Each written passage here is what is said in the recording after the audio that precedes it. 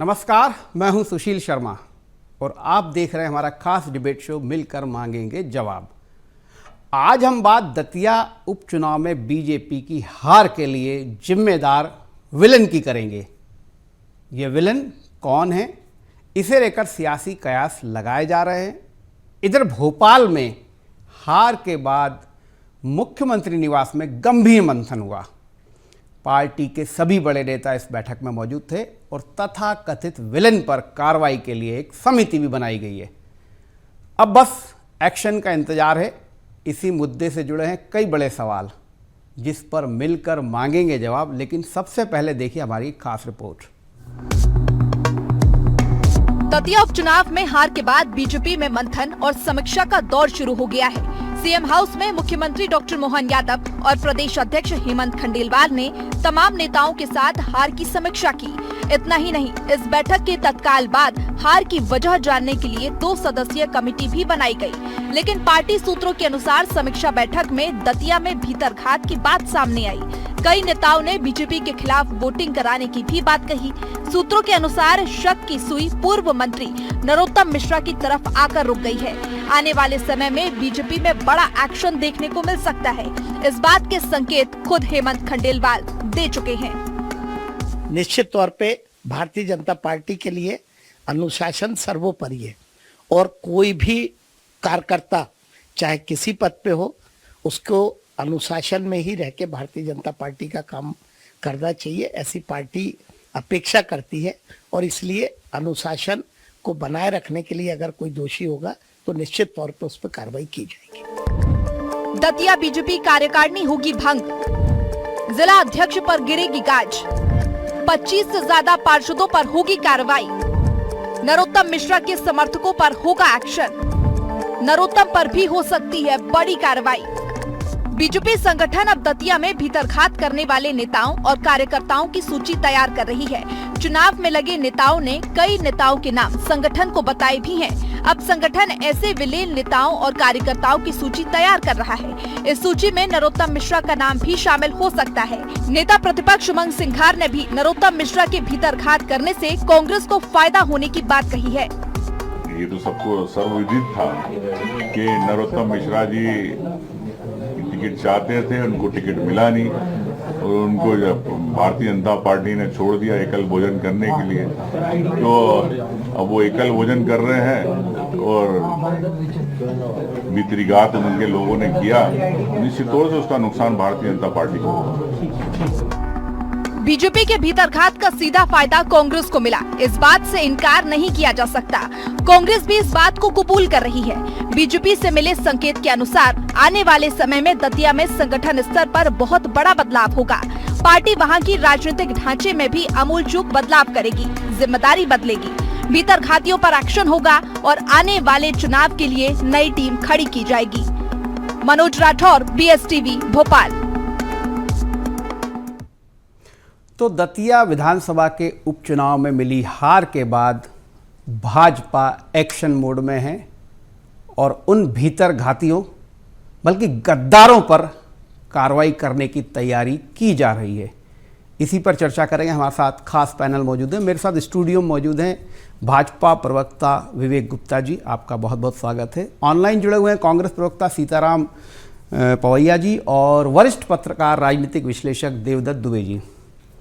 देवदत्त जी, पहला सवाल आप ही से करूंगा मैं कि नरोत्तम मिश्रा और उनके लोग तो शुरू से ही संशय में थे, इस चुनाव में संदिग्ध भी थे और स्वाभाविक रूप से इनसे निपटने के लिए ही भाजपा ने एक सूक्ष्म रणनीति भी बनाई थी। ठीक है, नरोत्तम मिश्रा और उनसे जुड़े हुए सारे लोगों पर कार्रवाई की जाएगी, होना भी चाहिए, लेकिन इनको फॉलो करने के लिए या इस सूक्ष्म रणनीति के तहत जो पार्टी के अधिकृत लोग तैनात थे, नाकामी तो उनकी भी है। समय रहते इस चीज़ को नहीं पकड़ पाए, जबकि मालूम था नरोत्तम की टीम, नरोत्तम से जुड़े लोग, सब कुछ तो था बीजेपी के पास। बिल्कुल, चुनाव उसी को लड़ना चाहिए या चुनाव रणनीतिकार लड़ाने वाला वो ही होना चाहिए जब वो ये कहे कि जब सारे विरोध में हो तब हम चुनाव जीत कर आएंगे, ये तो एक सुरक्षात्मक या एक मतलब कहना चाहिए गैर मर्दाना बहाना है कि इनके कारण हारे, उनके कारण हारे। आप प्रतिद्वंदी को किसी भी चीज़ में कम मत समझो, वो कुछ भी करेगा। तो आप तो जब कहो कि पूरी दुनिया हमारे विरोध में हो तब हम चुनाव जीत कर आएंगे, ऐसे रणनीतिकार होना चाहिए, ऐसे प्रत्याशी होना चाहिए। और पार्टी को भी अब समझ लेना चाहिए कि या तो वो इतने बद वृक्ष खड़े ना करे, और खड़े करे तो फिर करीने से धीरे धीरे उनको शिफ्ट करे। एकदम से उखाड़ के फेंकोगे तो ये होगा। बड़ी संदेश वाली सीट रही दतिया सीट और उसका चुनाव परिणाम। इसको समझना पड़ेगा पार्टी को, रणनीतिकारों को, कि उनने कहाँ कहाँ चूकी। आम आदमी समझ रहा था वहाँ के शहर में माहौल गड़बड़ है। उस शहर में पहली बार दतिया 11,000 से ज़्यादा वोटों से हारी, और शहर तो वैसे ही भाजपा का गढ़ था। लोग पहले कहते थे कि शहरी, ब्राह्मण, बनिया ये सब तो भाजपा के वोट है। तो वहाँ यदि इतना बड़ा गड्ढा हुआ, और वो भी बाई इलेक्शन में, ये बहुत पार्टी को आत्मचिंतन करने की, मंथन करने की ज़रूरत है। और ये भी सोचने की वो जो प्रयोग कर रहे हैं पीढ़ी परिवर्तन का, उसको कहाँ लागू करना है, कहाँ लागू नहीं करना है। इसके पहले दमोह में भी जयंत मलैया को साइड लाइन करके जब राहुल लोधी को लड़ाया था तब भी हार मिली थी, तब भी सत्ता संगठन वहाँ लगा हुआ था, यहाँ भी सत्ता संगठन लगा हुआ था। तो ये समझना पड़ेगा पार्टी रणनीतिकारों को कि धीरे धीरे करीने से शिफ्ट करें, और इस मामले में भी वो सच्चाई से निष्पक्ष जांच करें कि आखिर किन लोगों ने पार्टी के साथ धोखेबाजी की है, दगा किया है। बहुत सारी चीज़ें हैं, और ये क्योंकि एक सीट का परिणाम नहीं है, ये माहौल बदलने के लिए एक विपक्षी दल कांग्रेस को एक संजीवनी का काम करेगा। आप देखेंगे कल बरसों बाद पीसीसी में फटाका फूटने की नौबत आई, मतलब उनको अवसर मिला। जगह जगह कांग्रेसियों ने चौराहों पर जुलूस निकाले, फटाके फोड़े पूरे प्रदेश में। तो इसके दूरगामी परिणाम है 2028 के चुनाव, उसके पहले नगरीय निकाय, पंचायती राज चुनाव है। तो एक माहौल जो बदला, एक कांग्रेस को जो संजीवनी मिली, और भाजपा को एक तो हार मिली और दूसरी एक दरार पड़ गई कार्यकर्ताओं के बीच में, उसको पाटना बड़ा मुश्किल है। आप बताएं कि सत्ता और संगठन की ये मिली जुली हार है। सत्ता के 14 मंत्री लगे थे, संगठन लगा था, और संगठन महामंत्री प्रत्याशी थे जिन्होंने कई चुनाव लड़वाए। आशुतोष तिवारी ने कई चुनाव जितवाए, पंच से लेके पार्लियामेंट तक के चुनाव में उनकी अहम भूमिका रखी, वो चुनाव हार गए। तो ये बहुत बड़ी बात है कि पार्टी के जो रणनीतिकार थे वो कहाँ चूक कर गए, कहाँ नहीं वो समझ पाए कि हवा विपरीत है, अंदर से भीतर घात हो रहा है, कैसे नहीं ये टेस्ट लगा पाए। जबकि कुछ समय मीडिया कर्मी जब लौट के मिलते थे तो वो यही कहते थे कि शहर में तो हालत ख़राब है, गांव में थोड़ी अच्छी है, और वही परिणाम भी लगभग वैसे ही आए। तो ये सब चिंतन मनन पार्टी करेगी, क्योंकि जो पार्टी शून्य से शिखर पे पहुंची है तो उसकी अपनी रणनीति है, उसकी अपनी योजना है, वो जरूर इस पर कुछ करेगी। जी बिल्कुल देवदत्त जी, बीजेपी का अपना एक सिस्टम है, वो सिस्टम के तहत कार्रवाई करेगी। लेकिन एक बात जो आपने बिल्कुल कही है, जब भी किसी भी चुनाव में एक चुनाव के लिए अनेक दावेदार होते हैं और टिकट एक ही को मिलता है तो बाकी सब विरोध में ही रहते हैं, वो भीतर घात ही करते हैं। उसके बावजूद भी जो प्रत्याशी जीतता है, जैसा कि देवदत्त जी कह रहे हैं, ऐसे ही व्यक्ति को टिकट मिलना चाहिए। विवेक जी, बहुत सीधा सा सवाल है। नरोत्तम मिश्रा, उनकी टीम बीजेपी की नज़रों में पहले दिन से ही संदिग्ध थी, उन पर नज़र भी रखी जा रही थी। ठीक है, उन पर तो कार्रवाई होना ही चाहिए, पर जो आपके चुनाव प्रभारी हैं, चुनाव सह प्रभारी हैं, चुनाव संचालक हैं, ये क्या कर रहे थे फिर? इनके कारण भी तो पार्टी की नाक कटी है। क्या इनको नहीं मालूम था? क्या ये चीजों को पकड़ नहीं पा रहे थे, या वहां पर पॉलिटिकल टूरिज्म चल रहा था इन लोगों का? देखिए, सबसे पहले तो दतिया उपचुनाव के परिणाम में जो भी जनादेश मिला है, भारतीय जनता पार्टी उसे विनम्रता से शिरोधार करके स्वीकार करती है। रही बात नजर रखने की या प्रबंधन की, तो ऐसे कई कारणों के बाद एक आत्म मंथन का या एक मंथन चिंतन का समय है, और इसके लिए एक समीक्षा की जा रही है। उसके लिए एक समिति भी गठित कर दी गई है कि ये परिणाम क्यों आए।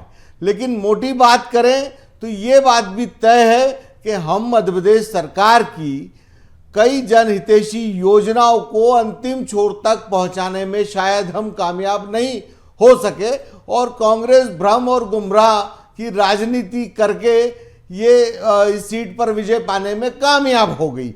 लेकिन देखना यह भी होगा कि ये सीट कांग्रेस की ही थी, ये सीट पे कोई भारतीय जनता पार्टी की सीट नहीं थी जो भारतीय जनता पार्टी को ऐसा इस पे नुकसान हुआ हो, बल्कि 1700 वोट पिछले चुनाव की अपेक्षा भारतीय जनता पार्टी के पक्ष में आए हैं।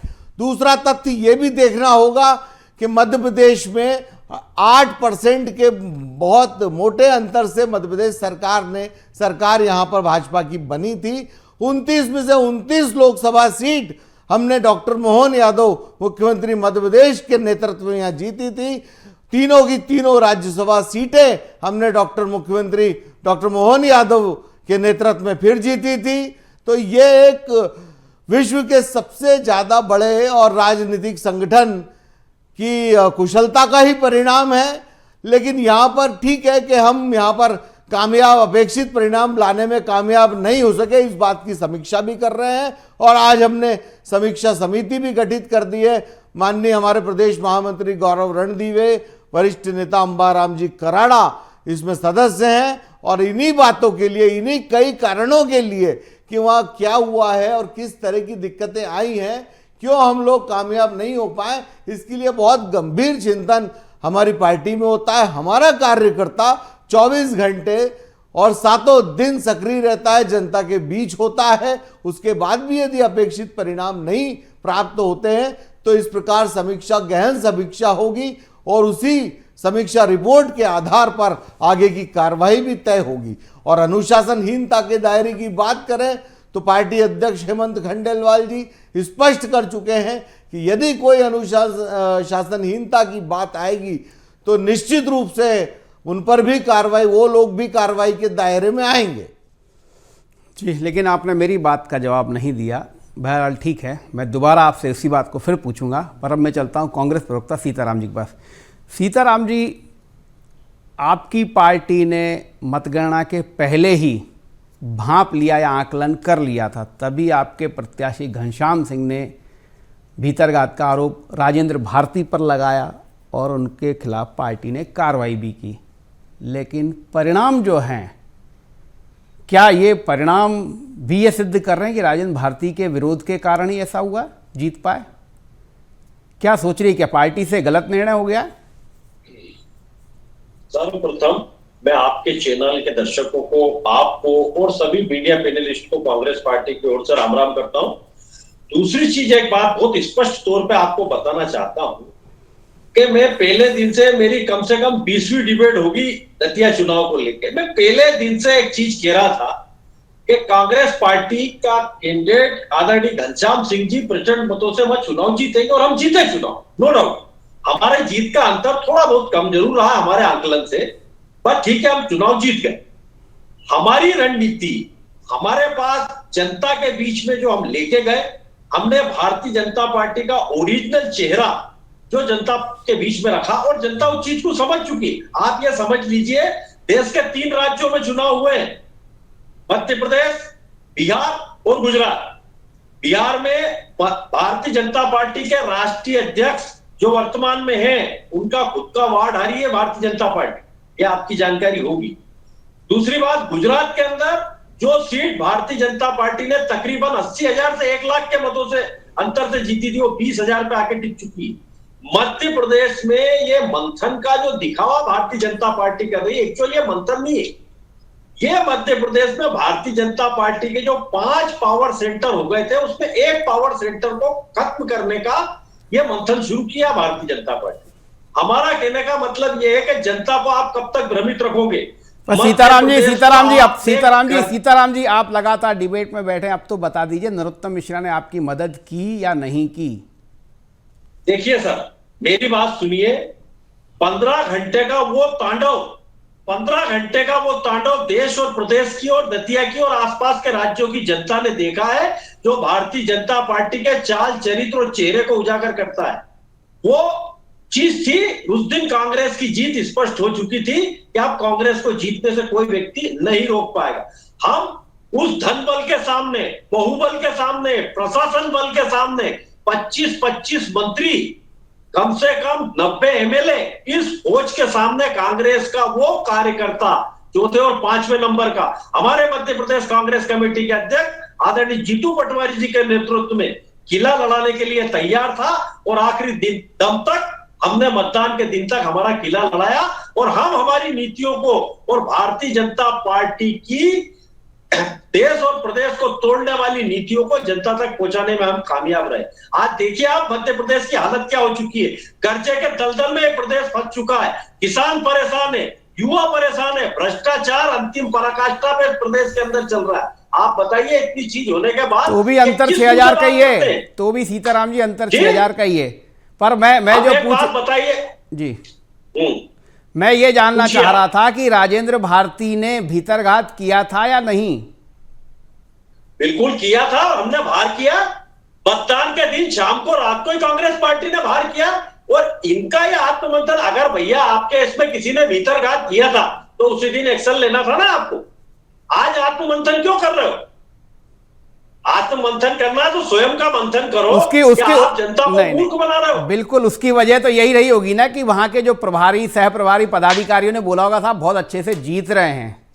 इसी भ्रम में तो वहां के जो जिम्मेदार नेता थे, जो जिनको जिम्मेदारी दी गई थी, उनके ही भ्रम में तो यहां सत्ता और संगठन की किरकिरी हो रही है। बहरहाल देवदत्त जी, आपसे एक बात समझना चाहूंगा, ये वही सरकार और वही पार्टी है जिसने छिंदवाड़ा, कमलनाथ के गढ़ में अमरवाड़ा में कांग्रेस विधायक ने भाजपा ज्वाइन की, सीट रिक्त हुई अमरवाड़ा की, और उस सीट पर उसी प्रत्याशी को, कमलेश शाह को, मुख्यमंत्री डॉक्टर मोहन यादव जिता के भी लाए। फिर जैसे ही ग्वालियर चंबल में भाजपा प्रवेश करती है तो रामनिवास रावत भी हार जाते हैं, कोई कार्रवाई नहीं होती उधर। और अब दतिया का, आपको नहीं लगता कि केवल वो भीतरघाती जो वहां पर सक्रिय होते हैं अंदरूनी तौर पर, उन पर तो कार्रवाई होना भी चाहिए, उन प्रभारियों पर भी कार्रवाई होना चाहिए जो पार्टी को भ्रम में रखते हैं, जो गलत जानकारियां के साथ जीत रही है पार्टी, बहुत अच्छे से जीत रही है, कश्मकश के चुनाव में भी हम जीत जाएंगे। क्या ऐसे लोग जो आकलन भी गलत करते हैं उन पर भी एक्शन होना चाहिए? ये तो पार्टी का मामला है और जरूर उनको यदि भविष्य में इस तरह के झटके ना लगें तो उनको ये तो सुधार करना ही चाहिए। ऐसे लोगों को पार्टी की रणनीति की जिम्मा सौंपना चाहिए जिन्होंने पार्टी के विपरीत दिन देखे हैं, जो शून्य से शिखर पर जब भाजपा पहुंची है। आज की पीढ़ी है जो उसने केवल भाजपा की हरियाली देखी है, केवल जीत और जीत, पंच से लेकर पार्लियामेंट तक लगातार भाजपा जीत रही पिछले 2 दशक से। ऐसे नेताओं को लगता है कि भाजपा तो जीतना ही है, पार्टी जीतेगी, थोड़ा प्रयास कर लो जीत जाएगी। लेकिन परिस्थितियां बदल गई हैं। अब चूंकि लगातार राज्य में और केंद्र में पार्टी की सरकार होने से स्वाभाविक रूप से एक एंटी इनकम्बेंसी पनपती है। अब ऐसे लोगों की जरूरत है जो अनुभव रखते हैं, क्षमता रखते हैं, दक्षता रखते हैं, जिनको जमीनी पकड़ है कि आखिर क्या होगा। जो लोग भांप ही नहीं पाए या भांप कर गलत उत्तर देते रहे कि हाँ हम जीत रहे, कोई दिक्कत नहीं, बहुत अच्छी स्थिति है, या उनको ये अंदाज ही नहीं रहा कि हम हवा में तैर रहे हैं, तो ये तो पार्टी को जरूर करना चाहिए। बल्कि सबसे ज्यादा दोषी यही लोग रहते हैं। यदि समय रहते पता चलता तो पार्टी और प्रयास कर लेती, कुछ ऐसे जनाधार वाले धुरंधर चुनाव जिताऊ नेताओं को भेजती। क्या इससे खराब स्थिति आपने देखा होगा पृथ्वीपुर विधानसभा में थी, इससे बिल्कुल खराब बड़ा मलहरा उपचुनाव। ये दोनों उपचुनाव कैसे जीते पार्टी ने? क्योंकि उन लोगों को लगाया था मोर्चे पे जो चुनाव जीतने की कला जानते हैं। चुनाव एक विज्ञान है साहब, इसको ऐसे हवाई नहीं समझा जा सकता। जो इसको अति आत्मविश्वास में लेगा उसका यही हश्र होगा। चुनाव को बड़ी रणनीति तौर पे अनुभवी के साथ और बहुत करीने से लड़ा जाता है। छोटी सी गलती बहुत भारी पड़ती है। और दतिया चुनाव मुझे लगता है कि ऐसी सीट नहीं थी जिसको जीता ना जा सके, जहां त्रिकोणीय मुकाबला, और त्रिकोणीय मुकाबले में तो और आसान हो जाता है। जो वोट काट रहे थे दामोदर यादव, वो कांग्रेस के ज्यादा काट रहे थे। बड़ी आसान सीट थी जीतने के लिए, थोड़ा सा उसको टेक्निकल पॉइंट से उसको हैंडल करना था, लेकिन लोग समझ नहीं पाए उस हवा को, रुख को। यदि इतना प्रबंधन नहीं होता कि 14 से ज्यादा मंत्री और विधायक भी, सांसद भी, कितने नेता सब लगे रहे, ये काम में लगे थे कि काम बिगाड़ने में लगे थे? इतने नेता मंत्री काम करने नहीं, में जिसको लगे थे कि जिम्मेदारी काम करते दिखाई दे रहे थे केवल। नहीं, वही तो समझना है, क्योंकि जिसको भेजा जाता है वो काम तो करता है, लेकिन अपनी अपनी बुद्धि से करता है ना। अब जिसके पास जितनी बुद्धि होगी उतना ही कर पाएगा। यही तो मैं कह रहा हूं कि ऐसे मोर्चों पर जहां जीने मरने की स्थिति हो, वहां अनुभवी लोगों को लगाया जाता है, जिन्होंने कई चुनाव उतार चढ़ाव, जिन्होंने पार्टी को शून्य से ऊपर ले जाने में मदद की, जो विपरीत परिस्थितियों में पार्टी को जिताने की क्षमता रखते हैं, ऐसे लोगों को ले जाना। कोई पद से मिल जाने से कोई नेता नहीं हो जाता, कोई जिम्मेदारी मिल जाने से नेता नहीं हो जाता। नेता एक स्वाभाविक नैसर्गिक नेतृत्व होता है, जो परिस्थितियों को समझता है, जो जन भावनाओं को समझता है, जो मुद्दों को समझता है। अपने देश में तो ऐसे ऐसे नेता हैं जो एक नारे पे सरकार गिरा देते, बना देते। ये देश भी ऐसा संवेदनात्मक है, कहीं प्याज पे भी सरकार बन जाती, गिर जाती। तो बात यह है कि उस बात को रखने वाला चाहिए, उस प्रबंधन की कुशलता वाला आदमी चाहिए। और जिस तरह का दतिया में हुआ, ये वाकई में पार्टी सत्ता और संगठन जो कांग्रेस मुक्त प्रदेश की बात कर रहे हैं, उसके लिए वाकई में चिंताजनक विषय हो सकता है, क्योंकि कांग्रेस को एक तरह से संजीवनी मिल गई अभी, जबकि ऐसी कोई परिस्थिति नहीं थी। थोड़ा धैर्य संयम रखते, इस चुनाव को यदि रिजेक्ट नहीं भी कराते तो 2028 में सीट होती। लेकिन जो भी है, सब मिला जुला असर है। समग्र रूप से और मंथन और आत्मचिंतन की जरूरत है। कुछ लोगों की बातों में आके कि हमने ये कर दिया, हमने वो कर दिया। चुनाव को हवाई में नहीं लिया जाना चाहिए। चुनाव है और उसको चुनाव की दृष्टि से ही लेना चाहिए, बहुत गंभीरता से लड़ना चाहिए। ये अति विश्वास, अति आत्मविश्वास और भीतरघात, ये पार्टी के लिए बहुत ही ज्यादा चिंताजनक विषय हो गया है। और हार तो मिली तो हार, बीच में कार्यकर्ताओं और नेताओं की दरार और पड़ गई है, जिसको पाटने में पार्टी को बड़ी मुश्किलों का सामना करना पड़ेगा। अच्छा हुआ पार्टी ने कमेटी बना दी, कुछ ठंडा होगा माहौल, फिर सही जांच होगी। अन्यथा तुरंत में वो जो कार्रवाइयां कर देते, उसको ही भरने में बहुत समय लगता। अभी भी पार्टी के पास बहुत समय है, 2 साल का समय है, सरकार है, एक मजबूत संगठन है कि वो सुधार करे और नेताओं की पहचान करे कि हमें चुनावी फ्रंट फुट पे कैसे नेताओं को रखना है। जैसे क्रिकेट में वो जब विपरीत परिस्थिति आती, जल्दी रन बनाने के लिए ऐसे लोगों को भेजते हैं। तो अनुभव का लाभ लेना चाहिए। एक जोश और होश का समन्वय पार्टी में बहुत जरूरी है। ये बहुत महत्वपूर्ण बात कही आपने, जोश और होश का समन्वय। और वैसे भी जो देवदत्त जी बात कह रहे हैं, विवेक जी, बहुत सीधा सा सवाल है। देखिए, एक विलन तो आपके हो गए नरोत्तम, स्वाभाविक रूप से लग रहा है कि उनके पूरी टीम ने किया, लेकिन क्या ये विलन से कम नहीं है? जो चुनाव प्रभारी थे, सह प्रभारी थे, चुनाव संचालक थे, ये क्या देख रहे थे? ऐसा तो है नहीं कि नरोत्तम पार्टी की पहले से ही जो है संदिग्ध नहीं रहे। उनके कार्यकर्ता, उनकी टीम, सबको मालूम था कि ये हो सकता है, इसीलिए तो आपने चुन के जातिगत आधार पर प्रभारी बनाए थे, सह प्रभारी बनाए। क्या किया उन लोगों ने? क्या पार्टी की नाक कटवाने गए थे क्या वहां ये लोग? देखिए, भारतीय जनता पार्टी जो शून्य से शिखर पे गई है, उस यात्रा, उस संगठन का ढांचा समझना होगा। उस संगठनात्मक ढांचा ये है कि वहां अनुशासन सर्वोपरि है। विवेक जी, मैं आपकी बातों पे आ रहा हूं। वहां हमें हमारे कार्यकर्ताओं के अनुशासन पर और कार्यकर्ताओं पर विश्वास होता है। उन्हीं के बलबूते पर हम चुनाव लड़ते हैं और जीतने के लिए लड़ते हैं। और ये बात बिल्कुल सत्य है और सामने है कि हमने यदि यहाँ पर अपेक्षित परिणाम नहीं पाए हैं तो निश्चित है कि हमारे प्रबंधन में भी कमी हो सकती है। हम नहीं सही तरीके से हमारी जनहितैषी योजनाएं नहीं पहुंचा पाए, ये भी कमी हो सकती है। और इसके अलावा भी चुनाव परिणामों को लेकर वहां पर और भी जो दिक्कतें खड़ी हुई होंगी, वो भी कमी हो सकती है। इसे स्वीकार करने में हमको हिचक नहीं रहे। इसीलिए पार्टी ने आज हमारी समीक्षा समिति बनाई है, जो चुनाव परिणाम की समीक्षा करके सारी जानकारियां जुटाकर, सारे तथ्य जुटाकर ऐसे आवश्यक सुधार क्या हम कर सकते हैं कि हम आने वाले 2028 के चुनाव में ये कांग्रेस पार्टी, जो आज इसके विधायकों की संख्या एक बस के यात्री के बराबर है, ये आने वाले चुनाव में टेम्पो ट्रेवलर में जाएगी।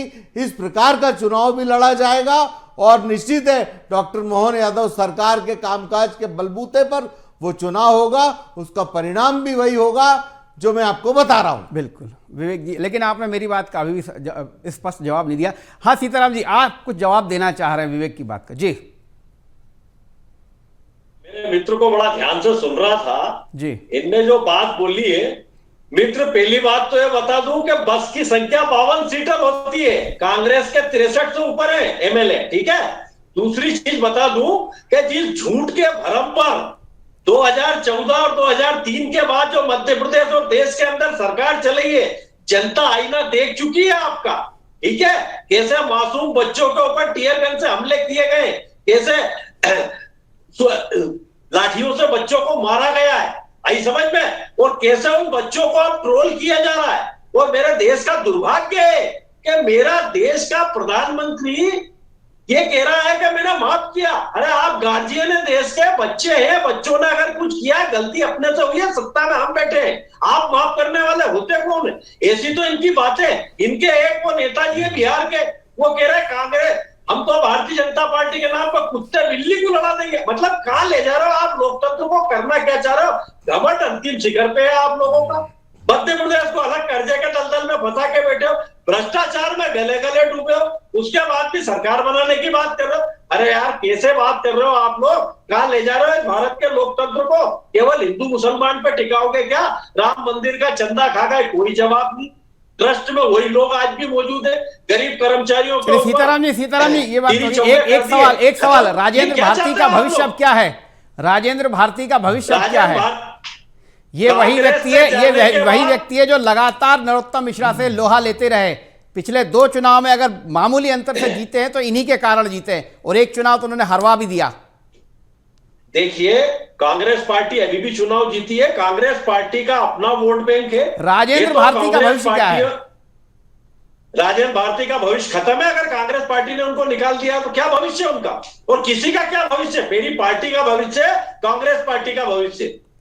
वो कांग्रेस पार्टी के साथ मतदाता है, कांग्रेस पार्टी का अपना एक कार्यकर्ता है, 5वें, 6ठे और 7वें नंबर का नेता की परवाह नहीं करते हैं। चलिए मेरे पास समय की कमी। आप तीनों का बहुत बहुत शुक्रिया। बहरहाल बीजेपी अभी विलेन तलाश रही है, और कांग्रेस ने मतदान के दिन ही विलेन को तलाश लिया था और उसको पार्टी से बाहर का रास्ता दिखा दिया था। बीजेपी अब इस जद्दोजहद में है कि विलेन एक है या विलेन की पूरी टीम है। और उससे बड़ा सवाल वही है कि जो चुनाव संचालन कर रहे थे, जो चुनाव में ड्यूटी दे रहे थे, जो चुनाव में मुस्तैदी से जिम्मेदारी का निर्वहन करते हुए दिख रहे थे, जातिगत आधार पे सोशल इंजीनियरिंग के माध्यम से जो मंत्री और नेता लगाए गए थे, उन्होंने फिर किया क्या मैदान में? क्या इसी दिन के लिए, इसी हार के लिए वो वहाँ लगे हुए थे? और क्यों बीजेपी को ये पता नहीं चल पाया कि उन्होंने जो टीम वहाँ पर तैनात की है, वो टीम भी जो है पूरी तरीके से काम नहीं कर रही है? बहरहाल उन पर भी क्या कार्रवाई होगी यह भी देखना होगा। आज के लिए बस इतना ही। कल फिर मिलेंगे किसी नए मुद्दे के साथ। तब तक के लिए नमस्कार।